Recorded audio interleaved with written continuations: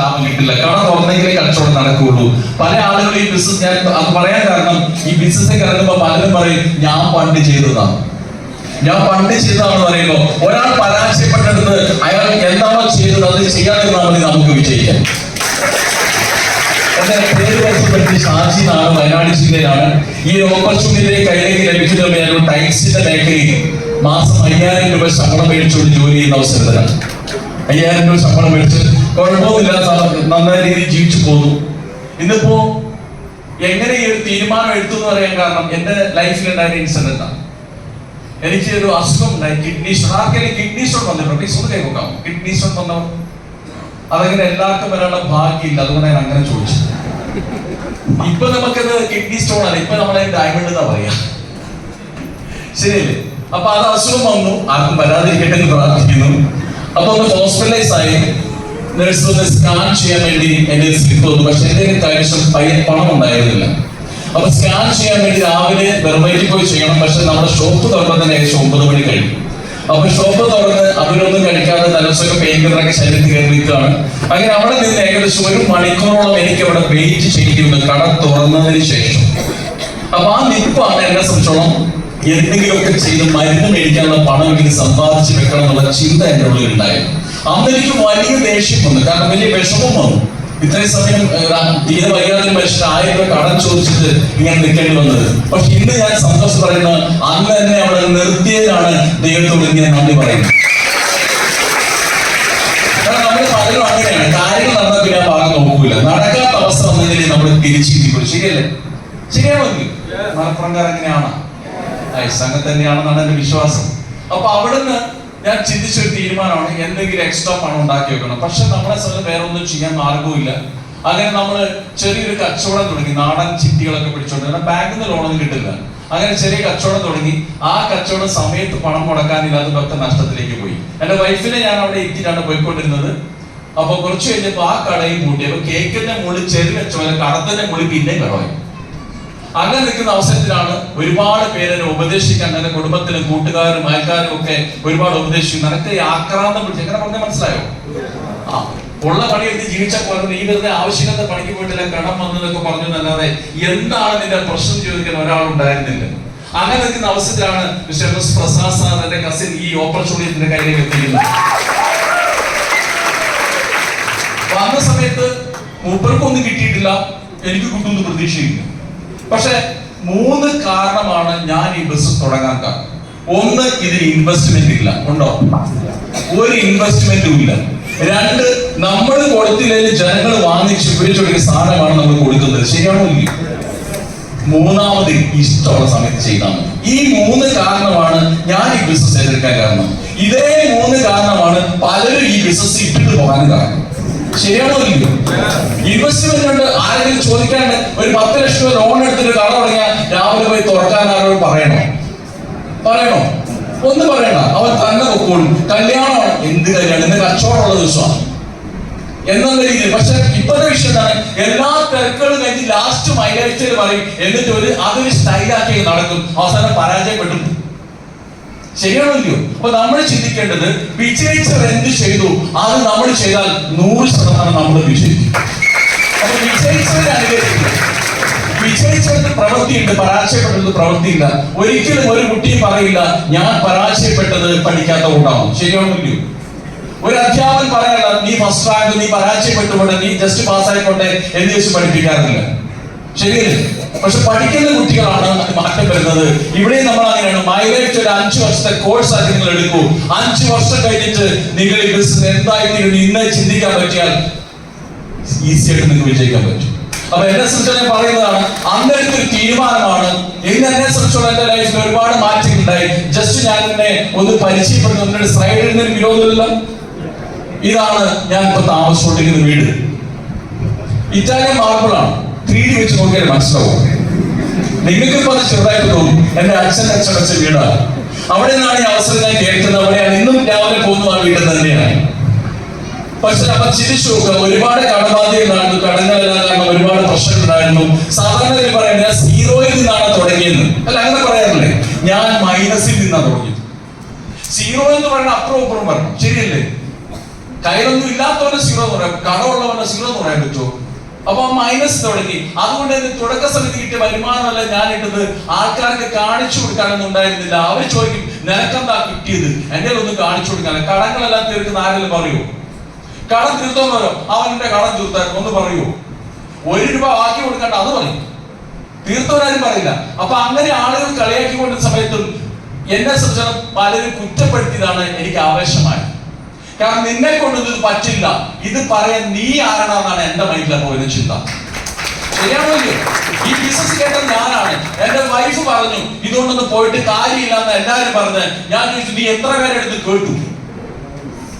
എല്ലാരും പറയുന്നത് കേൾക്കാനല്ല, ഞാൻ പറയുന്നത് ഞാൻ കേട്ട കാര്യമാണ്, ഞാൻ വിശ്വസിച്ച കാര്യമാണ്. അത് ചെയ്ത് ഞാൻ പ്രൂവ് ചെയ്ത് കാണിക്കും വരെ നീ ഒന്ന് ക്ഷമിക്കുക. ഇതാ ഞാൻ പറഞ്ഞിട്ടുള്ളൂ. 3 ദിവസമൊക്കെ പട്ടിണി കിടന്നു. ഈ ബിസിനസ് ഞാൻ രക്ഷപ്പെട്ടു വേണം വ്രതം കിടന്നതല്ല, ബിസിനസ് നിർത്താൻ വേണ്ടി. ശരിയാണല്ലോ? 3 ദിവസം കഴിഞ്ഞ് ഞാൻ പറഞ്ഞൊരു കാര്യം ചെയ്തു, നീ പട്ടിണി എത്ര ദിവസം വേണമെങ്കിൽ കിടന്നു, ഞാനിത് നിർത്തൂല. ഞാനും ചെയ്യുന്നത് ജീവിതകാലം മുഴുവൻ പട്ടിണി കിടക്കാതിരിക്കാൻ വേണ്ടിയിട്ടാണ്. അതുകൊണ്ട് എന്റെ കൂടെ നിൽക്കാൻ പറഞ്ഞു. എന്തായാലും വൈഫ് ഒരു സുപ്രാത്തിന് നല്ല തോന്നലൊക്കെ ഉണ്ടായി. കാരണം വേറെ ഗതിയൊന്നും ഇല്ലാത്തതുകൊണ്ട് അങ്ങനെ കൂടിയെന്ന് തോന്നുന്നു. ആദ്യം ഞാൻ സ്റ്റാർട്ട് ചെയ്ത് 2014 ഒക്ടോബറിലാണ്. ഇപ്പൊ എത്ര വർഷമായി? 11 വർഷം കൂട്ടാം അല്ലേ? ശരിയല്ലേ? ഞാൻ വെച്ച് കണക്ക് തെറ്റുക. ആദ്യത്തെ വർഷം തന്നെ 13 മാസം എടുത്തു ടീം കോർഡിനേറ്റർ ആവാൻ. അപ്പൊ ആളുകൾ ചോദിച്ചു ഇതുകൊണ്ട് നടത്തുന്ന എന്താ കാര്യം? പഞ്ചായത്ത് പണിക്ക് പോയി അതിൽ കൂടുതൽ പൈസ കിട്ടും. ടീം കോർഡിനേറ്റർ എത്ര രൂപ കിട്ടും? 30,000 രൂപ കിട്ടും. 13 മാസം 30,000 വേണ്ടിയ പണ്ടൊക്കെ പറഞ്ഞു നെറ്റിയെ പോറാനുണ്ടാവില്ല. ശരിയല്ലേ? പക്ഷെ ഈ 13 മാസത്തെ എന്റെ എക്സ്പീരിയൻസ് ആണ് പിന്നീടുള്ള എന്റെ വേഗത വർദ്ധിപ്പിച്ചത്. ഈ 13 മാസം ഞാൻ ഫുൾ ടൈമറായി റീറ്റെയിൽ ചെയ്തപ്പോ അങ്ങോട്ട് DC ആയത്, അല്ലാതെ വേറെ ഒന്നും ചെയ്തിട്ടില്ല. ഒരാള് പോലും എന്റെ കൂടെ സ്റ്റാർട്ട് ചെയ്തില്ല. എന്റെ കാരണം എന്ന് പറയുന്നത് ഒരു പക്ഷെ ഇവിടെ ഇരിക്കുന്ന പലർക്കും അനുഭവം ഉണ്ടാവാം.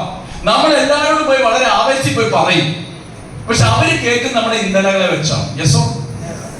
ഞാൻ പട്ടിണി പരിപാടി നടക്കുന്ന എന്റെ കൂടെ വന്നാൽ രക്ഷപ്പെടുക എന്ന് പറഞ്ഞാൽ അവൻ എന്റെ അടുത്ത് രക്ഷപ്പെടാനാണ് ആദ്യം ശ്രമിക്കുക. ശരിയാവില്ലയോ? അപ്പൊ പട്ടിണി പരിപാടി നിൽക്കുന്ന നമ്മൾ പറയുമ്പോ നമ്മുടെ ഇന്നലകളെ വെച്ച വിലയിരുത്തുന്നു. അങ്ങനെ ഞാൻ ബിസിനസ് അനുഗ്രഹമെല്ലാം മേടിച്ചു വയനാട് ജില്ലയിൽ നിന്ന് കണ്ണൂർ കാസർഗോഡ് ഭാഗത്തേക്ക് പോയി. അവിടെ ഞാൻ 10 പേരോട് 6-7 പേരൊക്കെ സ്റ്റാർട്ട് ചെയ്യുന്ന ലെവലിലേക്ക് എത്തി. അപ്പൊ ഞാൻ വിചാരിച്ചു ഇത് കുഴപ്പമില്ലല്ലോ പരിപാടി, ഞാൻ ഇവിടെ പരമേശ്വരിക്കാന്നില്ല. അപ്പൊ ഞാൻ വിചാരിച്ചു ഞാൻ ശരിയായി. വീണ്ടും ഞാൻ വയനാട്ടിൽ വന്ന് കുറച്ച് പേരോട് പറഞ്ഞു, വീണ്ടും പഴയ അവസ്ഥ. അപ്പോഴാണ് എനിക്ക് മനസ്സിലായത്, എനിക്ക് തോന്നിച്ചത് എന്റെ ഇന്നലകളെയാണ് അവർ ചിന്തിക്കുന്നത്, ഞാൻ പറയുന്ന എന്റെ നാളകളെ. ഇതൊരു പ്രശ്നമാണ്. പക്ഷെ മറ്റു ജില്ലക്കാർക്ക് എന്റെ ഇന്നലകൾ അറിയില്ലാത്തതുകൊണ്ട് ഞാൻ പറയുന്ന നാളെയാണ് വിശ്വസിച്ചു. അതുകൊണ്ട് എന്റെ ഏറ്റവും പവർഫുൾ നാളെയാണ്. ഇനി അടുത്തൊരു വിഷയം പറയാം. നമ്മളിത് ആദ്യം പറയുന്ന ആരോടാണ്? നമ്മുടെ ഏറ്റവും അടുത്ത സുഹൃത്തിനോട് ആണോ? ഏറ്റവും അടുത്ത ബന്ധുക്കളോട്. ബന്ധുക്കളുണ്ടെങ്കിൽ നമ്മൾ തമ്മിൽ ഒരു അഡ്ജസ്റ്റ്മെന്റ് ഇല്ലേ? ചില ബന്ധുക്കളായിട്ട് നല്ലൊരു ബന്ധമുള്ള അവരോട് പറയൂ. അതുപോലെ തന്നെ നമ്മുടെ അയൽവാസികളോട് പറയും. ഈ 3 സാധനം നമ്മുടെ കൂടെ വരികയില്ല. ശരിയാണോ? കാരണം അവര് നമ്മുടെ പ്രശ്നങ്ങളെല്ലാം അറിയുന്നവരാണ്. അതുകൊണ്ട് അവര് വരില്ല. നമ്മളെ ആയിരിക്കും ഇവരൊന്നും വന്നില്ല, ഇനിയിപ്പോ ഞാൻ ആരെ കൊണ്ടുവരും, അതുകൊണ്ട് നമ്മളും പണി നിർത്തും. ആദ്യം ചെയ്യേണ്ടതോ നമ്മളെ ഒന്ന് ബോധ്യപ്പെടുത്തുക. ഈ ബിസിനസ് എനിക്ക് ചെയ്യാൻ പറ്റും, ഞാൻ ഇത് വിജയിക്കും. സ്വയം ബോധ്യം വന്നതിന് ശേഷം ബോധ്യപ്പെടുത്താൻ അറിയാൻ വിജയിക്കാൻ പറ്റും. നമുക്ക് സംശയം ഉണ്ടെങ്കിൽ ആ സംശയത്തോട് പറഞ്ഞ 2 കിട്ടും ഉറപ്പുണ്ടോ? ആ കിട്ടും. ഉറപ്പുണ്ടോ? കിട്ടും. 3ാമത്തെ ഉറപ്പിന് നമ്മുടെ ഒപ്പം പോകും. ശരിയാണോ? അപ്പൊ നമ്മൾ ചെയ്ത് ആദ്യം നമ്മളെ ബോധ്യപ്പെടുത്തുക എന്നുള്ളതാണ്. 2,10,000 ചിലർ പറയും 2,10,000 കിട്ടിയത് കുഴപ്പമില്ല, ഒരു 2,000 കിട്ടിയാൽ മതി. അവന്റെ കൂടെ വരുന്നൊരു പട്ടിണി എടുത്ത് ചത്തു. ശരിയാണോ? അപ്പൊ നമ്മൾ മനസ്സിലാക്കേണ്ട ആദ്യം 2,10,000 അത് എനിക്കുള്ളതാണ്, അത് ഞാൻ വാങ്ങിക്കുന്നത് വരെ പ്രവർത്തിക്കുന്ന അങ്ങനെ തീരുമാനമെടുത്ത് ഇറങ്ങി. അങ്ങനെ പതുക്കെ ഞാൻ എല്ലാം ഒന്നും കാണിക്കില്ല. ആദ്യമായിട്ട് എനിക്കൊരു വലിയ വിശ്വാസം കിട്ടിയൊരു പ്രോഗ്രാമാണ് നമ്മുടെ കോട്ടയത്ത് എന്റെ cousin sister Bindu madam team coordinator ആയ സമയത്ത് അവരെ ഫോർവേഡ് ചെയ്യാൻ വേണ്ടി വിളിച്ചപ്പോ എന്താ പറയുക, ദൈവം പ്രത്യക്ഷപ്പെട്ട നമ്മുടെ മുബീൻ മുഹമ്മദ് സറ പ്രോഗ്രാമിലേക്ക് അദ്ദേഹം പറഞ്ഞൊരു കാര്യമുണ്ട്. അദ്ദേഹത്തിന്റെ 2-10 കിട്ടുന്നൊക്കെ കാണിച്ചു. നമ്മൾ നോക്കി കുഴപ്പമില്ല, കുറെ 0, 2 ഒക്കെ ഉണ്ട്. നമുക്ക് എന്തായാലും സീറോ പിന്നെ അക്കമില്ല. നമ്മുടെ ഒക്കെ അങ്ങനെയൊക്കെയാണ്. പക്ഷെ അവിടെ അദ്ദേഹം പറഞ്ഞൊരു കാര്യമാണ് എന്നെ സംബന്ധിച്ചുള്ള എനിക്ക് എന്റെ ബിസിനസിന് വേഗത കൂട്ടിയത്. അദ്ദേഹം പറഞ്ഞൊരു ഫോട്ടോ എന്നെ കാണിച്ചു. ഇത് ഞാൻ എന്റെ ഒരു ടീം ലീഡർ ITC സെലിബ്രേഷൻ പ്രോഗ്രാമിന്റെ ഫോട്ടോ. ഞാനിങ്ങനെ നോക്കിയപ്പോ ഒരുപാട് ആളുകൾ ഇരിക്കുന്നുണ്ട്. ഇങ്ങനെ എല്ലാവരും സ്യൂട്ടൊക്കെ ഇരിക്കുകയാണ്. നിങ്ങൾ ഇവിടെ നിന്ന് എല്ലാവരും സ്യൂട്ട് ഇരിക്കുന്ന ഫോട്ടോ എടുത്താൽ എങ്ങനെ ഉണ്ടാവും? ഭംഗി ഉണ്ടാവൂലേ? അപ്പൊ ഞാൻ ചിന്തിച്ചു, സാറേ ഞാനും ITC അംഗത്തുള്ള പ്രോഗ്രാം ഒക്കെ സാറിനെ വിളിക്കും, സാറ് വരണമോ? ഉടനെ പുള്ളി എന്നെ തോളത്തട്ടിട്ട് പറഞ്ഞു, വേറെ പ്രോഗ്രാം ഉണ്ടെങ്കിൽ ക്യാൻസൽ ചെയ്താൽ ഞാൻ വരുന്നു. ചിന്തിക്കണേ, ഞാനൊരു സത്യം പറയാം, ITC എത്ര ബീവിയാണെന്ന് എനിക്ക് അറിയില്ലായിരുന്നു. അറിയാമെങ്കിൽ ഞാനത് കിട്ടൂല. കാരണം എന്താണെന്നറിയോ, എന്റെ DTC റാങ്കിലാണ് ഞാനത് പറയുന്നത്. ഇനി DTC റാങ്ക് എന്റെ പ്രായം പറഞ്ഞുതരാം. DTC 7 ലക്ഷം ബിസിനസ് പോലെയാണ് അല്ലേ? ശരിയല്ലേ? എല്ലാവർക്കും അറിയാം. അപ്പൊ 2 ലക്ഷം വന്നത് 13 മാസം മുമ്പ്. പിന്നെ വന്നത് അടുത്ത 2 വന്നത് അടുത്ത 6 മാസം. അപ്പൊ എത്രയും 13 6 19. പിന്നത്തെ 2 വന്ന അടുത്ത 2 മാസം കൊണ്ട് 21 മാസം കൊണ്ട് മാച്ച് ചെയ്ത് BV 7.5 ലക്ഷം. ആ പോക്ക് പോയി ഈ ജന്മത്ത് ITC ആവുമോ? ആവോ? ഇല്ല. 10 കോടിയാണെന്ന് എനിക്ക് അറിയാമെങ്കിൽ ഞാൻ മിണ്ടൂല. അറിയാത്ത ഉദ്ദേശമുണ്ട്. പക്ഷെ പറഞ്ഞു കൊടുത്തു കഴിഞ്ഞാൽ പിന്നെ എന്റെ മൈൻഡ് ചിന്ത അങ്ങ് മാറി. ITC ആവണം, പ്രോഗ്രാം വരണം, മുഖീസാനം വിളിക്കണം. പിന്നത്തെ റാങ്കുകളൊക്കെ വളരെ വേഗത്തിലായി. പിന്നെ നമ്മുടെ തീരുമാനം, അതായത് തീരുമാനം എടുത്തു കഴിഞ്ഞാൽ പിന്നെ നമ്മുടെ രൂപത്തിലും ഭാവത്തിലൊക്കെ ഭയങ്കര മാറ്റം വരും. ശരിയല്ലേ? തീരുമാനം ഉള്ളവരുടെ കൂടെ നിൽക്കണം എന്ന് പറയുന്നത് അതുകൊണ്ടാണ്. അപ്പൊ അങ്ങനെ മാറിയ ആ പ്രോഗ്രാം എന്നോ അതിനുശേഷം ആദ്യമായിട്ട് വാങ്ങിച്ച ഒരു കാറാണത്. ഒരു സെക്കൻഡ് ഹാൻഡ് കാറാണ്. കടവും കടത്തിന് പോയി 3 ദിവസം എന്റെ വൈഫ് ആ വണ്ടി കയറിയിട്ടില്ല. കാരണം അവർക്ക് നന്നായിട്ട് അറിയാം എനിക്ക് ഡ്രൈവിംഗ് അറിയില്ല എന്നുള്ളത്. ജീവന് കൊതിയുണ്ട്. ശരിയല്ലേ? ഒന്നാമത് കാര്യം ജീവനും കൂടെ പോയാൽ അതായിരിക്കാം. പക്ഷെ ആ കാറിന് ഓടിച്ചു കണ്ണൂർ കാസർഗോഡ് പോകാൻ പറ്റില്ല. ഇതിനാണ് ഞാൻ ഡ്രൈവിംഗ് പഠിച്ച് ആദ്യമായിട്ട് ഫോറേഷൻ വാഹനം മേടിച്ച് ടാറ്റ ഇൻഡിഗോ വിസ്മയാണ് ആദ്യമായിട്ട് വാങ്ങിച്ച ഫോറേഷൻ കാറാണ്. ആ കാറ് വാങ്ങിച്ച് അതിലൂടെ കണ്ണൂർ കാസർഗോഡ് കോട്ടയം എറണാകുളം ഭാഗത്തേക്ക് ബിസിനസ് പോയി. പിന്നെ 2018 നമ്മുടെ മൊബീസാണ് ഭ്രമണം എന്നൊരു പ്രോഗ്രാം വെച്ചു. ഓരോ പ്രോഗ്രാമും ഇതൊക്കെയാണ് നമ്മുടെ ഫോക്കസ്. അതിനാണ് നമ്മൾ വിജയിക്കുള്ളൂ. പ്രോഗ്രാമിനെ ഫോക്കസ് ചെയ്ത് നമ്മുടെ വേഗത കൂടും. അങ്ങനെ പ്രോഗ്രാമിൽ അദ്ദേഹം പറഞ്ഞു, 10 ലക്ഷമോ അതിന് മുകളിലോ വിലയുള്ള വാഹനം മേടിക്കുകയാണെങ്കിൽ നിങ്ങൾക്ക് ആ സ്റ്റേജിൽ വന്നിറങ്ങാം. അന്ന് ഞാൻ RTC റാങ്കാണ്. അപ്പൊ ഞാനിങ്ങനെ കൂളായിട്ട് ഇരിക്കുന്ന 3ാമത്തെ ആളായിട്ട് ഞാൻ ഇരുന്നത്. ഞാൻ കൂളായിരിക്കുന്നത് കാരണം എന്താണ്? ഞാൻ മേടിക്കുന്നില്ല. ടെൻഷൻ അടിക്കേണ്ട ആവശ്യമുള്ളൂ. ഞാൻ മേടിക്കുന്നില്ല. അപ്പൊ മുബീസ് സാർ ഡയലോഗ് പറഞ്ഞു, സാറേ വണ്ടി വാങ്ങിക്കണ്ടേ? ഞാൻ സാറേ ഉള്ള വണ്ടി കണ്ടടിക്കാൻ കഴിയുന്നില്ല. പിന്നെ അല്ല പുതിയത് വാങ്ങിക്കുന്നത്. അദ്ദേഹം പറഞ്ഞൊരു വാക്കുണ്ട്. ആ വാക്കാണ് എന്നെ മാറ്റിയത്. അദ്ദേഹം സാറേ നിങ്ങൾ ഈ പറയുന്ന റാങ്ക് അടിച്ച് വണ്ടി മേടിച്ചിട്ട് സ്റ്റേജിൽ വന്നിരിക്കുന്ന പ്രോഗ്രാമിന് ഒരു കുഴപ്പമുണ്ടാവില്ല. പക്ഷെ നിങ്ങൾ അവിടെ കയറിയില്ല എന്നുണ്ടെങ്കിൽ അവിടെ തലകുലിക്കേണ്ടി വരുന്നതും നിങ്ങളുടെ ടീമായിരിക്കുന്നു. അപ്പൊ ഞാൻ ചിന്തിച്ചു, എന്റെ കൂടെ വന്ന് ബിസിനസ് ആരംഭിച്ച് വിജയിക്കാൻ വേണ്ടി വന്നാണ് ഞാൻ. കാരണം തലകുലിക്കേണ്ടില്ല. അതെന്റെ സ്വപ്നത്തിൽ പോലും ചിന്തിക്കാൻ പറ്റുന്ന കാര്യമാണ്. എന്റെ കുടുംബം തലകുലിക്കുന്നത് ഞാൻ കുറച്ച് കുലിച്ചോട്ടേ നോക്കുക. പക്ഷെ എന്റെ കുടുംബത്തിനേക്കാൾ വിശ്വാസം എന്റെ ടീമാണ്. അത് ഞാൻ സാറേ ഞാൻ എന്തായാലും എടുക്കും. അങ്ങനെ 2018 ഫെബ്രുവരി 18 ആ പ്രോഗ്രാം. 2018 ഫെബ്രുവരി 16 ഈ വാഹനം ഇറക്കിയത്. ആ വാഹനം ഉപയോഗിച്ചിട്ട് കുറെ ഉണ്ടായ ക്രെറ്റ 14,87,000 രൂപ. അത് പച്ചക്ക് ഞാൻ പറയാം, 4,87,000 രൂപയായിരുന്നു ഡൗൺ പേയ്മെന്റ്. അത് മുഴുവൻ കടം മേടിച്ചു. ഈ കടത്തിന് കൂടെ വീണ്ടും കടം മേടിച്ച വണ്ടി ഇറക്കി 4 മാസം കൊണ്ട് ആ കടങ്ങളെല്ലാം വീട്ടി അടുത്ത 8ാമത്തെ മാസം 2,30,000 അക്കൗണ്ടിൽ കിട്ടി. റിസ്ക് എടുക്കാൻ നമ്മൾ തയ്യാറാവും. കംഫർട്സ് കൊണ്ട് നടക്കില്ല. കിട്ടിയ പൈസ കൊണ്ട് ടീം ഉണ്ടാക്കാൻ വിചാരിക്കരുത്. ചെടിക്ക് ആവശ്യമുള്ള സമയത്ത് വളമിടണം. പൈസ ഉള്ള സമയത്ത് വളമിട്ട കൃഷി നന്നാവൂല. ശരിയാണല്ലോ? അതുപോലെ ഇതും ബിസിനസ് ആണ്. ടീമിന് ആവശ്യമുള്ള സമയത്ത് ടീമിന് വേണ്ട വിശ്വാസം ആവശ്യം കൊടുക്കാൻ നമ്മൾ റിസ്ക് എടുക്കേണ്ടിയിരിക്കുന്നു.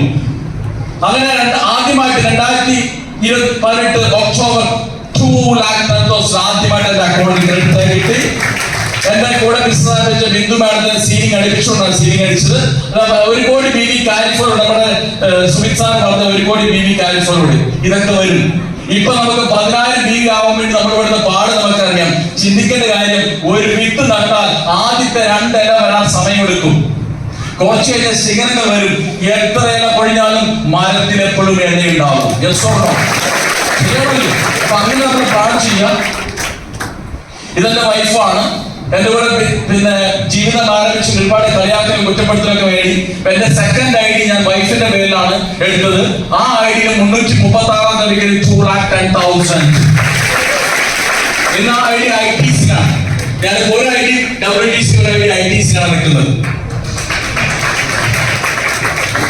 കമ്പനിയുടെ 300ാമത്തേക്ക് ദുബായിൽ വെച്ച് സെലിബ്രേഷൻ പോയി, ദുബായിൽ ആ പ്രോഗ്രാം പോയി. ഒരുപാട് ഞാൻ ജസ്റ്റ് വേഗത്തിൽ കാണിക്കാം. കമ്പനി ടൂർ വെച്ച ബാങ്കോക്ക് പട്ടായ തായ്ലൻഡിൽ പോയി, പട്ടായൊക്കെ പോയിട്ട് കുടുംബത്തോടൊക്കെ പോയി അടിച്ചുപൊളിച്ച് പോകുന്നു. ഈ വയനാട്ടിൽ നമുക്ക് ഇങ്ങനെ ഫോട്ടോ എടുക്കാൻ അവസരമുണ്ട്, പക്ഷെ ഈ ഫോട്ടോ എടുത്തിട്ട് കോണം മാറിപ്പോ ഇങ്ങനെ കാണിക്കാൻ കിട്ടൂല. അപ്പൊ അതാണ് സംഭവം. എന്താ മാറത്ത്?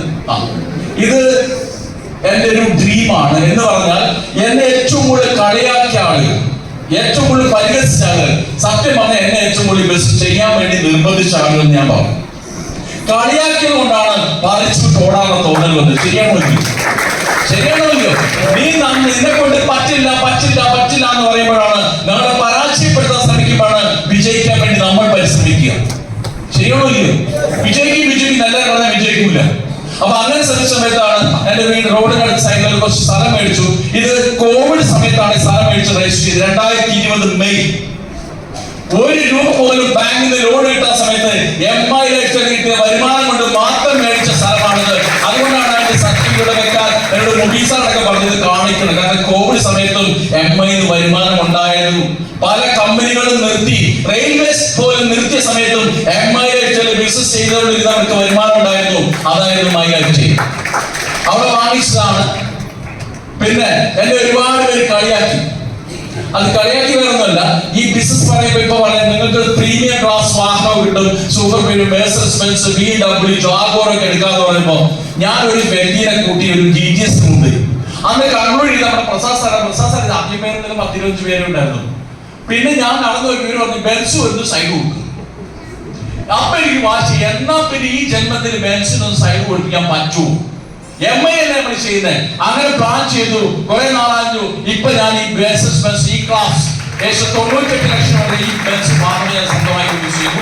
അങ്ങനെ ഒരു കാലത്ത് എന്റെ ലൈഫില് ഇങ്ങനെ അത് അന്ന് മൊബീസാണ് അന്നും വന്നു. നമ്മൾ ആഗ്രഹിച്ചാൽ ഇറങ്ങി വരും ദൈവം പോലും എന്ന് നമ്മൾ പറയുന്നത്. എന്റെ ടീമംഗങ്ങളൊക്കെ കുറച്ച് പേരുണ്ട്. ഇന്ന് ഒരു കാലത്ത് എന്റെ ലൈഫ് ഇങ്ങനെയായിരുന്നു. 2 വാഹനം ഒരേ സമയം മെയിൻറ്റെയിൻ ചെയ്യുന്നു. നിങ്ങൾ വിലയിരുത്തുന്ന ഇന്നത്തെ എന്നെയല്ല, 5000 രൂപ മാസ ശമ്പളം മേടിച്ചുകൊണ്ട് ജോലി ചെയ്തുകൊണ്ടിരുന്ന സമയത്ത് എന്നെ പരിഹസിച്ചത് നീ സോപ്പ് പേസ്റ്റ് വിറ്റിട്ടാണോ ഇതൊക്കെ നേടാൻ പോകുന്ന പറഞ്ഞ് അങ്ങനെ ഒരു വ്യക്തി ഒരു 8 വർഷം ഈ ബിസിനസ് ചെയ്തപ്പോൾ ഉണ്ടായ മാറ്റമാണ് ഈ കാണുന്നത്. 2 വാഹനം മെയിൻറ്റെയിൻ ചെയ്തതിന്റെ മത്സ്യത്തിൽ വേണം. നിങ്ങൾ ആലോചിച്ച് നോക്കൂ. പിന്നെ നമ്മൾ ആഗ്രഹം വർദ്ധിച്ചു, വാഹനം വീണ്ടും ഒന്ന് മാറ്റാൻ വേണ്ടി ശ്രമിച്ചു.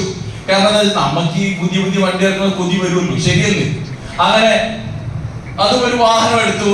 ഇന്ന് 2 വാഹനം മെയിൻറ്റെയിൻ ചെയ്തു. ഇപ്പൊ ഇതാണ് നമ്മുടെ ടൊയോട്ടയുടെ ഹൈക്രോസ് 40 ലക്ഷം വരെയുള്ള ആ വാഹനം. ഈ 2 വാഹനമാണ് മെയിൻറ്റെയിൻ ചെയ്തത്. എന്നെ നിങ്ങൾ ചിന്തിക്കണം, 2ന്റെ നമ്പർ വേണമെന്ന് ശ്രദ്ധിച്ചോളൂ. ഞാൻ ഇങ്ങനെ കഷ്ടപ്പെട്ട് എടുത്തല്ലേ ചോദിച്ചാൽ എനിക്ക് RTO തന്നാ നീ എടുത്തോടാന്ന് പറഞ്ഞിട്ട് ആയിരിക്കോ? ഏകദേശം 2 ബൈക്ക് മേടിക്കേണ്ട പൈസയായി നമ്പറിന് മാത്രം. മൈലേജിലാണ് നമ്മൾ ചെയ്യുന്നത്. എന്തും തീവ്രമായി ആഗ്രഹിക്കുക, അതിനുവേണ്ടി തുനിഞ്ഞിറങ്ങിയാൽ അത് നേടാൻ പറ്റും. ശരിയാണല്ലോ? ഇത് ഞാനൊരു ചെറിയ വീട് പണിയുന്നുണ്ട് ഇപ്പൊ. ആ വീട് സാധാരണ ഇതിൽ ബിൽഡിങ് കട്ടേ കെട്ടിയിട്ട് പ്ലാസ്റ്റിക് തുടങ്ങിയാൽ നമ്മൾ എന്തെടുക്കാൻ പോകും? എന്നെ കണ്ടാൽ തന്നെ അറിയില്ല എന്തോ ഒരു ചെറിയ കുഴപ്പം കിട്ടുന്നത്. ചെറിയൊരു കുഴപ്പമുണ്ടെന്ന് മറ്റുള്ളവർ പറഞ്ഞാൽ നിങ്ങൾ രക്ഷപ്പെട്ടു. നിനക്ക് ഒരു കുഴപ്പമില്ലാന്ന് പറഞ്ഞാൽ നമ്മൾ മന്ദബുദ്ധിയാന്ന് അർത്ഥം. സാധാരണ ക്ലാസ് കിട്ടുന്ന വയറിംഗ് പ്ലംബിംഗ് സാധനം എടുക്കാനല്ലേ പോവാ? ആണോ ഇല്ലയോ? ഞാൻ പോയത് ഫർണിച്ചർ എടുക്കാൻ വേണ്ടി ചൈനയ്ക്കാണ്. ചൈനയിൽ 10 ദിവസം പോയി നോക്കി നമ്മുടെ വീടിന്റെ ഫർണിച്ചർ എടുക്കാൻ വേണ്ടി. അപ്പൊ അവിടെ നിന്നുള്ള ഫർണിച്ചർ ലൈറ്റ് കാര്യങ്ങളൊന്ന് ഫോട്ടോ എടുത്താണ്. ഇവിടെ കാണേണ്ടതാണ്. ഈ ഫർണിച്ചർ എടുത്തില്ലെന്ന് പോയത് കാണുന്ന ഒരു മായാലോകമാണ്. ഫർണിച്ചറുടെ ഒരു മായാലോകമാണ്. ഞാൻ അവിടെ ചെന്നപ്പോ ഒരു മാളിലേക്ക് കയറ്റി വിട്ടു. അതായത് ഫസ്റ്റ് പ്രീമിയം സാധനങ്ങൾ കൊടുക്കുന്ന മിഡിലുണ്ട്, പിന്നെ ലോക്കലുണ്ട്. പ്രീമിയം സ്ഥലത്ത് പോയി ലോവർ മാൾ എന്നാണ് മാളിന്റെ പേര്. അവിടെ ചെന്നപ്പോൾ ഞങ്ങൾ അധികം ഷോപ്പ് ഒന്നുമില്ല, ഒറ്റ മാളിൽ 5000 ഷോപ്പുള്ളൂ. വഴി തെറ്റി പണ്ടാറങ്ങി പോയി പലതവണ. എവിടെ നോക്കിയാലും ഈ പറഞ്ഞ ഫർണിച്ചർ മാത്രം. അപ്പൊ അതൊക്കെ ഇത് കാണാൻ പറ്റുന്നുള്ളതാണ്. ഇത് ലൈറ്റിന്റെയൊക്കെയാണ്. പിന്നെ അവിടെ ചെന്നല്ല ബ്രൂസിംഗൻ വീട്ടിൽ നിന്ന് പോയി അത് നിൽക്കാൻ വേണ്ടി അനുകരിച്ചു നോക്കി. എവിടെ ചെന്നാൽ അനുകരിക്കണം എന്നാണ് ലീഡേഴ്സ് പറഞ്ഞിരിക്കുന്നത്. ശരിയല്ലേ? അപ്പൊ ബ്രൂസിംഗ് എടുത്ത് പോയപ്പോ ഒന്ന് അനുകരിച്ചു നോക്കിയാണ് ഞങ്ങള്. ഇനി വീടിന് ചെറിയ കട്ടള വെച്ചാണ്, ചെറിയൊരു ആശ്രയാണ്, ക്രെയിൻ ഉപയോഗിച്ചാണ് കട്ടള വെച്ചത്. നമ്മൾ ചരിത്രം ഉണ്ടാക്കാൻ തീരുമാനിച്ചാൽ നമുക്കൊന്നും ഉണ്ടാക്കാൻ പറ്റും. അങ്ങനെ കട്ടലൊക്കെ വെച്ചു. വീട് പണി നടന്നുകൊണ്ടിരിക്കുന്നു. പണി പൂർത്തീകരിച്ചുകൊണ്ടിരിക്കുന്നുള്ളൂ. ഇപ്പോഴും ഏകദേശം ടൈൽസിന്റെ ഒക്കെ വർക്ക് നടന്നുകൊണ്ടിരിക്കുകയാണ്. ഫൈനൽ സ്റ്റേജിൽ എത്തിക്കൊണ്ടിരിക്കുകയാണ്. വീട് പണി കഴിഞ്ഞാൽ ഇങ്ങനെ ഉണ്ടാവും. എന്നെ പരിഹസിച്ച ആളുകളുടെ മുന്നിൽ ഈ വീട്ടിൽ താമസിച്ചുകൊണ്ടാണ് മൈലേജ് എന്താന്ന് ഞാൻ കാണിച്ചു കൊടുക്കാൻ പോകുന്നത്. നമുക്ക് കളിയാക്കുമ്പോൾ ഒരു വാശി വേണം അവരോട്. പക്ഷെ നമ്മൾ ചിന്തിക്കണം, എന്തൊക്കെ ചെയ്താൽ എങ്ങനെയാവും, നമ്മൾ എങ്ങനെ ആവണം. ജസ്റ്റ് നമ്മൾ ചിന്തിക്കേണ്ട കാര്യത്തിലേ ഉള്ളൂ. 5 പീസ് ജസ്റ്റ് ഞാൻ വേഗത്തിൽ പറയാണ്. ഫസ്റ്റ്, നമ്മൾ ആരെങ്കിലും പറഞ്ഞതൊന്നും ചാടരുത്. ഫസ്റ്റ് പി എന്ന് പറയുന്നത് ഇതിലെ പ്രൊമോട്ടേഴ്സ് ആരാണ്, കമ്പനിയിലെ പ്രൊമോട്ട് ചെയ്യുന്നവർ ആരാണ്. പലരും വരാണ്ട്, നിങ്ങൾ ഇട്ടോ ഞങ്ങൾ സൂപ്പർ മാർക്കറ്റ് തുടങ്ങുകയാണ്, അതിന്റെ ലാഭം നിങ്ങൾക്ക് തരും, ഞങ്ങൾ സ്ഥലം മേടിച്ച് പച്ചക്കറി കൃഷി നടാൻ പോവാണ്, അതിന്റെ ലാഭം നിങ്ങൾക്ക് തരും എന്ന് പറഞ്ഞ് പൈസ മേടിക്കുന്നതല്ല, കോടികൾ മുടക്കി ക്വാളിറ്റിയുള്ള പ്രോഡക്റ്റ് എടുത്ത് വിറ്റ് മക്കളെ എന്നിട്ട് കാശ് ഉണ്ടാക്കുന്നവരാണ് മൈലേജ്. അപ്പൊ അങ്ങനെയുള്ള പ്രൊമോട്ടേഴ്സ് കോടികൾ, മഹാവീർ ഇന്ത്യ ലിമിറ്റഡ് കോടികൾ ആവശ്യമുള്ള കമ്പനിയുടെ മാനേജ്മെന്റ് ഒരിക്കലും ITC മീറ്റിംഗ് പറഞ്ഞ ഒരു കാര്യമുണ്ട്, പ്രവീൺ സാർ. മൈലേജ് ഞാൻ എന്റെ ഡ്രീം എന്ന് പറയുന്നത് ഇന്ത്യ സാമ്പത്തികമായി വികസിത രാജ്യമായി മാറുമെന്നും ആ മാറുന്ന സമയത്ത് അതിന്റെ 50% കോൺട്രിബ്യൂഷൻ MIH ആയിരിക്കണം. അതാണ് എന്റെ ഡ്രീം. അങ്ങനെ ഡ്രീമുള്ള ഒരു കമ്പനിയുടെ കൂടെ വേണം നമ്മൾ നിൽക്കാൻ. അടുത്തത് പ്രോഡക്ട്സ്. നമ്മൾ ചിന്തിച്ചു നോക്കിക്കോളൂ, പ്രോഡക്റ്റിനെ കുറിച്ചുള്ള ക്വാളിറ്റി വേറെ ലെവലാണ്. ഇതിന് പകരം വെക്കാൻ MIH വേറെ ഒന്നുമില്ല. ശരിയാണോ? ശരിയാണ്. ഇനിയിപ്പോ വീണ്ടും പുതിയ പ്രോഡക്റ്റ് ഇറങ്ങാൻ പോകും. സത്യം പറഞ്ഞാൽ പറയാനും പറ്റില്ല, പറയാതിരിക്കാനും പറ്റാത്ത അവസ്ഥയാണ് ഇപ്പോ. കാരണം അതുപോലെ പ്രോഡക്റ്റ്, കാരണം എന്താ പറയാതിരിക്കുന്ന അറിയോ, നമുക്കൊരു സ്വഭാവമുണ്ട്. എന്തേലും വരുന്നോ പിന്നെ എന്നാ വരുമെന്ന് ചോദിച്ചോണ്ടിരിക്കും. ശരിയാണോ? അതുകൊണ്ടാണ് പറയാത്തത്. പൈപ്പ് ലൈൻ ഇരിപ്പുണ്ടെന്ന് പറയുന്നത്, ഈ പൈപ്പ് എവിടാൻ തുറക്കാന്ന് ചോദിക്കും. പിന്നെ പക്ഷെ ഒരുപാട് പ്രോഡക്റ്റ് വരും. ഞാനൊരു കാര്യം പറയാം, നിങ്ങൾ എഴുതി വെച്ചോളൂ, നിങ്ങളുടെ വീട്ടിൽ വന്നിട്ട് എനിക്ക് ഇന്ന പ്രോഡക്റ്റ് വേണമെന്ന് ചോദിച്ചു വരുന്ന കാലമാണ് വരാൻ പോകുന്നത്. അതുപോലുള്ള പ്രോഡക്റ്റ് ആണ് ഇറങ്ങാൻ പോകുന്നത്. അപ്പൊ അതിൽ നമ്മൾ ഒരു കാര്യം ഉറപ്പിച്ചു, നല്ല ക്വാളിറ്റി ഉള്ള പ്രോഡക്ട്സ്. ഇതിനടുത്ത് പ്ലാൻ, ഇതിന്റെ ഇൻകം പ്ലാൻ വളരെ സിമ്പിൾ ആണ്. ശരിയാണോ? 10,000 ബിസിനസ്സോടെ മാച്ച് ചെയ്താൽ എത്ര രൂപ കിട്ടും. BV ഒക്കെ പറഞ്ഞ ചില കമ്പനികളുണ്ട്, ഞാൻ ഏത് പേര് പറയുന്നില്ല. ആ പ്രോഡക്റ്റ് നിങ്ങൾ എടുത്ത് വിറ്റാൽ നിങ്ങൾക്ക് ഇത്ര BV, നിങ്ങൾ ഡയറക്റ്റ് വിറ്റാൽ, നിങ്ങൾ ടീം വിറ്റാൽ ഇത്ര BV. അങ്ങനെ BV എല്ലാം കൂടെ കൂട്ടി സ്വന്തം BV പോലും മാറും. അതാണ് പലരെ അവസ്ഥ. ഇവിടെ നമുക്ക് ഒരു പ്രശ്നമില്ല. G35 75 നിങ്ങൾ ഏകദേശം ഏത് വിറ്റാൽ ബിസിനസ്സോടെ കാണിക്കും. ശരിയാണോ? കമ്പനിയുടെ കണക്കൊന്നും വേണ്ട, കൃത്യമായിട്ട് നമുക്ക് തന്നെ കൂട്ടിയെടുക്കുക. Then pay out. അടുത്തത്, എല്ലാ ബുധനാഴ്ചയും ഈ കഴിഞ്ഞ ആഴ്ച വരെ കമ്പനി ഒരാൾക്ക് പോലും കൃത്യമായ സിസ്റ്റം പ്രകാരം മന്ത്രി പർച്ചേസ് ഒക്കെ ചെയ്തിട്ടുണ്ടെങ്കിൽ KYC ഇൻകം കൊടുക്കാറില്ല. കഴിഞ്ഞ 1 രൂപ കടമില്ലാത്ത ഒരു കമ്പനി ഇന്ത്യയിലുണ്ടെങ്കിൽ അത് MIH ആണ്. അപ്പൊ നമ്മൾ ശരിക്കും കൃത്യമായ പേ ഔട്ട്, അത് കൃത്യമായിട്ട് വരുന്നുണ്ടോ, അത് നമുക്ക് കൃത്യമായിട്ട് കിട്ടുന്നുണ്ടോ. അടുത്തത് പ്രൊഫൈൽ. കമ്പനിയുടെ പ്രൊഫൈൽ നോക്കണം. പല കമ്പനിയും പറയാറുണ്ട്, ഇതിനകത്ത് ഇത്ര വരുമാനം കിട്ടിയ നിങ്ങൾ ഇന്നടത്തെത്തും, ഇത്ര വരുമാനമൊക്കെ ഉണ്ടാവും. പക്ഷെ അങ്ങനെ എവിടെ എത്തിയ ആളെ ചോദിച്ചാൽ ഇന്ത്യ പോലും കാണാനുണ്ടാവില്ല. ശരിയാണോ? പക്ഷെ നിങ്ങൾ ഇവിടെ ചിന്തിച്ചു നോക്കൂ, കമ്പനി പറഞ്ഞ എല്ലാ റാങ്കിലുള്ള ആളും ഇപ്പോൾ നിങ്ങൾ ചിന്തിച്ചു നോക്കൂ. T-Contact റാങ്കിൽ കയറാൻ വന്ന ഒരുപാട് പേര് കയറി, എല്ലാ റാങ്കിലും കയറി. ശരിയാണോ? ഇല്ല, കമ്പനി പറഞ്ഞ എല്ലാ റാങ്കിലും ആളുണ്ട് എന്ന് പറഞ്ഞാൽ കോടികൾ വരുമാനം മേടിച്ച ആളുകൾ 1000കണക്കിനുണ്ട്. ശരിയല്ലേ? കമ്പനി യഥാർത്ഥത്തിൽ 2021 ബിസിനസ് തുടങ്ങാൻ പോകുന്നത്. ഇത്രയും നാൾ ചെയ്തത് കമ്പനി ഒരു നെറ്റ്വർക്ക് ഉണ്ടാക്കിയായിരുന്നു. ഇനിയാണ് നെറ്റ്വർക്കിലൂടെ മാർക്കറ്റിംഗ് തുടങ്ങാൻ പോകുന്നത്. നെറ്റ്വർക്ക് ഉണ്ടാക്കിയപ്പോഴേ ഇതാണ് അവസ്ഥയിൽ മാർക്കറ്റിനോട് തുടങ്ങിയാലും ചിന്തിച്ചു നോക്കണം. അപ്പൊ ആ തരത്തിലേക്കുള്ള പ്രൊഫൈൽ ഉണ്ട്. കമ്പനി പറഞ്ഞ എല്ലാ റാങ്കുകളും ആളുണ്ട്. ആ കമ്പനി പറഞ്ഞ എല്ലാ അച്ചീവ്മെന്റുകളും കമ്പനി നേടുന്നുണ്ട്. കമ്പനിയുടെ ഡയമണ്ട്സ് ഒക്കെ നിങ്ങൾ ചിന്തിച്ചു നോക്കണം. ഒരു ITC ഒക്കെ നടക്കുന്നത് എങ്ങനെയാണ്. നിങ്ങളൊരു ITC, നിങ്ങളുടെ ലൈഫ് അങ്ങനെയാണ്. വേഗത്തിൽ ITC ആവണം. വേഗത എന്ന് പറയുന്നത് നമുക്ക്, കാരണം T-Contact ആവാൻ 1 മാസം കൊണ്ട് വേണമെങ്കിലാകാം, 1 വർഷം കൊണ്ടും ആകാം, വേണം 5 വർഷം കൊണ്ടും ആകാം. പക്ഷെ എത്ര ആയാലും 30,000 രൂപ തരുള്ളൂ T-Contact ആയാലും. ശരിയാണോ? നിങ്ങൾ എത്ര നാളായി എന്നുള്ളതല്ല ഇവിടുത്തെ കണക്ക്, വന്നിട്ട് എന്ത് ചെയ്തു എന്നുള്ളതാണ് കണക്ക്. ശരിയാണോ? നിങ്ങൾ എന്ത് ചെയ്തു, നിങ്ങളുടെ കഴിവിന്റെ മാക്സിമം. മറ്റുള്ളവർ പറയുന്നതല്ല, നിങ്ങൾ നിങ്ങളെ കുറിച്ച് പറയുന്നതാണ് റിസൾട്ട്. മറ്റുള്ളവർ എന്ത് പറയണമെന്ന് നിങ്ങൾ തീരുമാനം എടുക്കണം. അങ്ങനെ തീരുമാനം എടുത്തിട്ടുണ്ടെങ്കിൽ നാളെ നിങ്ങൾ പറഞ്ഞതാണ് ശരി എന്ന് പറയുന്ന 1000 നിങ്ങളുടെ കൂടെ ഉണ്ടാകും. വിജയിച്ച് കാണിച്ചു കൊടുക്കണം. ഞാൻ പ്രധാനമല്ല, ഇങ്ങനെ ഇത്രയൊക്കെ സൗകര്യം തരുന്ന ഒറ്റ കമ്പനിയുള്ളൂ, MIH. ഇത് ഞാൻ MIH ആയതുകൊണ്ട് പറയുന്നതല്ല, മറിച്ച് നിങ്ങൾ യൂട്യൂബിൽ ആഴ്ച എംഎൽഎസിലാണ് കാണുക. ഇപ്പൊ ഗവൺമെന്റ് ലിസ്റ്റ് വന്നു, മൈലേജിന് ടെൻഷനിലായിരുന്നു. നമ്മളെ ലിസ്റ്റിൽ ഉണ്ടാവുന്ന നമുക്കറിയാം. കാരണം എന്താണെന്നറിയോ? വ്യാജ ഡോക്ടർമാരെ തേടി സ്ക്വാഡ് ഇറങ്ങിയിട്ടുണ്ട് പിടിക്കാന്ന് പറഞ്ഞാൽ മെഡിക്കൽ കോളേജിലെ പ്രൊഫസർമാർ ഇറങ്ങി ഓടാറില്ല. ശരിയാണല്ലോ? നമുക്കറിയാം അത് ലിസ്റ്റിൽ ഉണ്ടാവുന്നത്. അത് ലിസ്റ്റ് വന്നിട്ടുണ്ട്. അത് എന്താണെന്ന് പറയുന്നത് ലിസ്റ്റൊക്കെ റെഡി കിട്ടുന്നുണ്ട്. വിജയിക്കായിരിക്കുന്ന പിന്നിൽ ഏറ്റവും പ്രധാന കാര്യം നിങ്ങളുടെ ലക്ഷ്യമെന്ന് തീരുമാനിക്കുക, അതിലേക്കുള്ള നടന്നിലേക്ക് നീങ്ങുക. നിങ്ങൾ മൈലേജിൽ എന്തിനാണ് ചെയ്യുന്നതെന്ന് ഒരാൾ നിങ്ങളോട് ചോദിക്കുന്നത് നിങ്ങളോട് ചോദിക്കണം, ഞാൻ എന്തിനാണ് ചെയ്യുന്നത്? ഇങ്ങനെ ചെയ്താൽ നിങ്ങളുടെ ലക്ഷ്യങ്ങൾ പൂർത്തീകരിക്കാൻ പറ്റുമോ എന്ന് ചോദിച്ചു കഴിഞ്ഞാൽ ഒരു തീരുമാനം എടുത്തിട്ടുണ്ടെങ്കിൽ അവർക്ക് ഇത് വിജയിക്കാൻ പറ്റും. നിങ്ങൾ ഒരുപക്ഷെ തീരുമാനം എടുത്തിട്ടുണ്ടെങ്കിൽ മറ്റുള്ളവർ നിങ്ങളുടെ കാര്യത്തിൽ തീരുമാനം എടുക്കും. ഞാൻ പണ്ടൊരിക്കൽ മാനന്തവാടിക്ക് പോയിക്കൊണ്ടിരുന്ന ഒരു പള്ളിയിൽ എഴുതി വെച്ച വാക്ക് എനിക്ക് വളരെയധികം ഫീൽ ചെയ്തൊരു വാക്കാണ്. ഒരു മുസ്ലിം പള്ളിയിൽ എഴുതി വെച്ചാണ്. അത് വാക്കിതായിരുന്നു, നിസ്കരിക്കുക നിനക്ക് മേൽ നിസ്കരിക്കുന്നതിന് മുമ്പ്. ഞാനിവിടെ പറയുന്നു, വിജയിക്കുക നിങ്ങളെ പരാജയപ്പെടുന്നവർ നിങ്ങളുടെ മേൽ വിജയം നേടുന്നതിന് മുമ്പ്. അതൊരു ശക്തമായ തീരുമാനം നിങ്ങൾ എടുക്കുക. തീർച്ചയായിട്ടും ഞാൻ പറയുന്ന ഇതാണ്, ജീവിതം ഒന്നേ ഉള്ളൂ. റൈറ്റ് അല്ലേ? ഈ അവസരം കേട്ട് നിങ്ങളാണ്, പുറമേ നിൽക്കുന്നവരല്ല. മനസ്സിലാക്കേണ്ട കാര്യം, ഞാൻ ആരെയും കുറ്റപ്പെടുത്ത കളിയാക്കുന്നതല്ല. 10ാം ക്ലാസ്സിൽ പഠിപ്പിച്ചുകൊണ്ടിരുന്ന അധ്യാപകൻ അവർ റിട്ടയർഡ് ആവുന്നു 10ാം ക്ലാസ്സിൽ പഠിപ്പിച്ചുകൊണ്ട് തന്നെ. ശരിയാണോ? ശരിയല്ലേ? അന്ന് നമ്മളെ പഠിപ്പിച്ച അതേ സാധനമാണ് ഇപ്പോഴും അദ്ദേഹം പഠിപ്പിച്ചിട്ടുണ്ടാവുക. പണ്ട് ഞാനൊരു അധ്യാപകൻ എന്തായിട്ട് പറയില്ല, പരാഗിയിലുള്ള പരാഗന എടുക്കൽ പരാഗണ സ്ഥലത്ത് എല്ലാവർക്കും സംഭവിക്കില്ലേ? അല്ലേ? അത് ആ അധ്യാപകൻ റിട്ടയർഡ് ആയപ്പോൾ അതിനെ പറഞ്ഞുകൊണ്ടിരുന്നത്. പക്ഷെ മൈലേജിൽ വന്നിട്ട് ഡിസ്ട്രിബ്യൂട്ടർ വന്നാൽ ലീഡർ സ്ഥാനത്തേക്ക് നിങ്ങൾ എന്ന് മാറുന്നോ അന്ന് മുതലേ നിങ്ങളുടെ ഒരു ടീം ഡെവലപ്പ് ആവുകയുള്ളൂ. ഞാൻ എപ്പോഴും പറയും, ടീമിനോടൊപ്പം ഇരിക്കുന്നവരല്ല അച്ചീവ് ആവുന്നത്, ടീമിന് അഭിമുഖമായി വരണം. എന്നാണോ നിങ്ങൾ ലീഡറായിട്ട് ഇവിടെ നിന്ന് നിങ്ങളുടെ ടീമിനെ സംബോധിക്കാൻ പറ്റുന്നത്, അന്നാണ് നിങ്ങളെ അനുകരിക്കാൻ നിങ്ങളുടെ ടീം തയ്യാറാവും. Yes or no? ശരിയാണോ? ഇവിടെ വിദ്യാഭ്യാസമില്ല, ഞാൻ പെണ്ണല്ലേ, എനിക്ക് വീട്ടിൽ കുറെ ജോലിയുണ്ട്, വയനാട്ടിലാണ് കുറെ പശു ഉണ്ടെന്ന് പറയാം. ഇവിടെ അതില്ല, പശുക്കൾ കുറവാന്ന് തോന്നുന്നു. വയനാട്ടിൽ എല്ലാവർക്കും പശുവാ. പശുവിന് കുഴപ്പമുണ്ട്. പശുവിനെ നമ്മൾ കയറിട്ട് കെട്ടിയിട്ട് പശു കയറില്ലാതെ നമ്മളെ കെട്ടിയിട്ട് ഏറെ പോകാൻ പറ്റും. ശരിയല്ലേ? ശരിയാണില്ലേ? ഇവിടെ ചിന്തിക്കുക, ഇന്നത്തെ ദിവസം നിങ്ങൾ ഇത്രയും കാലം എന്തെല്ലോ കാര്യങ്ങൾ ചെയ്തിട്ടുണ്ട്, പക്ഷെ എത്ര രൂപ ബാക്കിയുണ്ട്?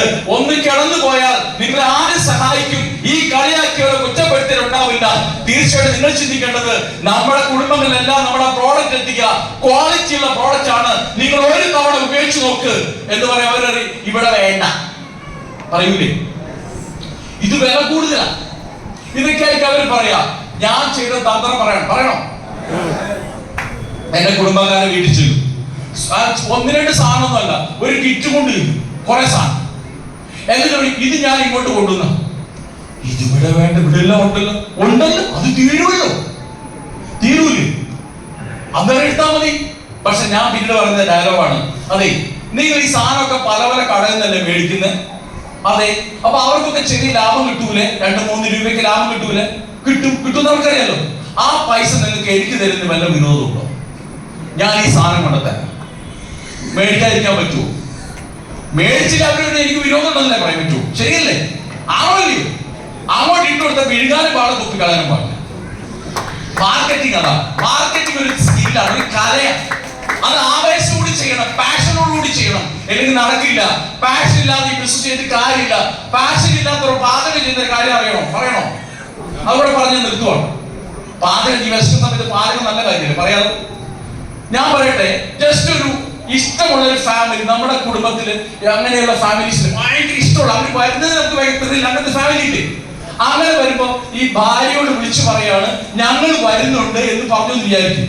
വൈകുന്നേരം ഭർത്താവ് വരുമ്പോ ഭാര്യ എന്താ പറയാ, അവര് വരുന്നുണ്ടെന്ന് പറഞ്ഞ് കുറെ സാധനമൊക്കെ മേടിക്കാൻ പറയുമല്ലോ. ഒടുക്കത്തെ ആവേശം.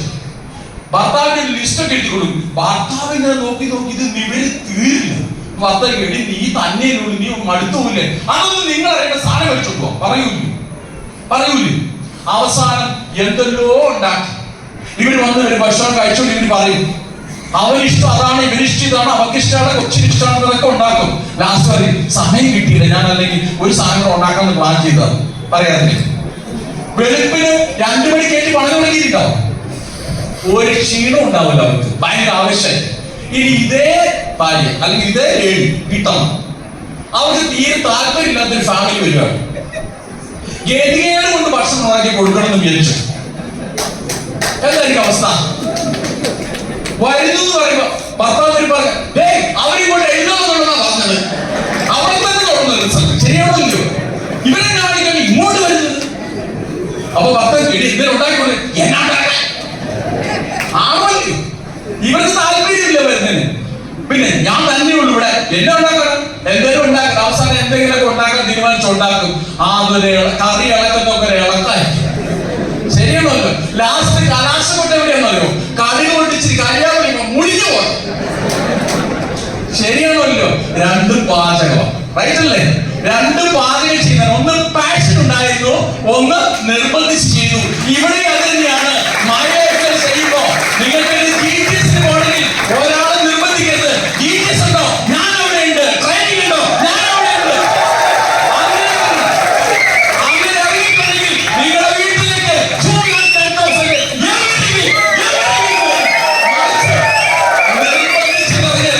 ഞാൻ എന്റെ ടീമോട് പറയാനുള്ള കാര്യമാണ്, നിങ്ങളുടെ അപ്പനെ ഒരിക്കലും നിങ്ങൾ പ്രോഗ്രാം വിളിച്ച് ഓർമ്മിപ്പിക്കരുത്.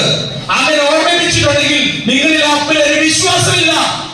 ആ വ്യക്തി വരുമെന്ന് അതല്ലാതെ വിശ്വസിക്കാൻ പറ്റണം. അതാണ് നമ്മുടെ പാഷൻ. Right or wrong? ഞാൻ പറയുന്നു, മലപ്പുറത്ത് ഞാൻ കുറച്ചു ദിവസം മുമ്പ് വന്നിരുന്നു. അടുത്ത പ്രാവശ്യം വരുന്നത് WTC ആയിരിക്കും ഞാൻ പോകും. ശരിയല്ലേ? ഞാൻ പറയുന്നത് ഈ ബിസിനസ് എന്താണെന്ന് അറിയണമെന്നുണ്ടെങ്കിൽ നിങ്ങൾ വിജയിച്ചവരായിട്ട് പോകണം. വിജയിച്ചവരെ അനുകരിക്കൂ. പരാജയപ്പെട്ടവർ നിങ്ങളെ തേടി വരും. വിജയിച്ച സമയം നിങ്ങൾ ചോദിച്ചു മേടിക്കേണ്ടി വരും. ശരിയല്ലേ? അതുകൊണ്ട് എനിക്ക് പറയാനുള്ളതേ ഉള്ളൂ, നിങ്ങൾ ഈ മലപ്പുറത്ത് ചൂടാക്കാൻ ഇനിയാകുവാണെന്നുണ്ടെങ്കിൽ അത് ആദ്യം ഞാനായിരിക്കും എന്ന് ഇവിടെ ഇരിക്കുന്ന ഓരോരുത്തർക്കും തീരുമാനം എടുക്കാം. ഇവിടെ ഇരിക്കുന്ന ഡിസ്ട്രിബ്യൂട്ടേഴ്സ് പ്ലാൻ ചെയ്താൽ അടുത്ത മീറ്റിംഗിൽ ഞാൻ ടീം കോർഡിനേറ്റർ ഇവിടെ കയറുന്നത് തീരുമാനിച്ചിട്ടുണ്ടെങ്കിൽ അത് നടന്നിരിക്കും. ശരിയാണെങ്കിൽ തീരുമാനിച്ചിട്ടില്ലെങ്കിൽ അതും നടന്നിരിക്കും. ഒരു കാര്യവും തീരുമാനിക്കില്ല എന്നുള്ളതും ഒരു തീരുമാനമാണ്. ശരിയല്ലേ? അതുകൊണ്ട് ഇവിടെ വന്നിരിക്കുന്ന മുഴുവൻ ലീഡേഴ്സും എല്ലാ പ്രത്യേകിച്ചും ഗസ്റ്റുകൾക്ക് ഞാൻ പ്രത്യേകം നന്ദി അഭിനന്ദനം അറിയിക്കുകയാണ്. വളരെ എന്നെ ഏൽപ്പിച്ച കത്തുന്നതിനെയും കിടക്കുകയാണ്. വളരെ മനോഹരമായ രീതിയിൽ ഈ ബിസിനസ് എന്താണെന്ന് കൃത്യമായി പറഞ്ഞു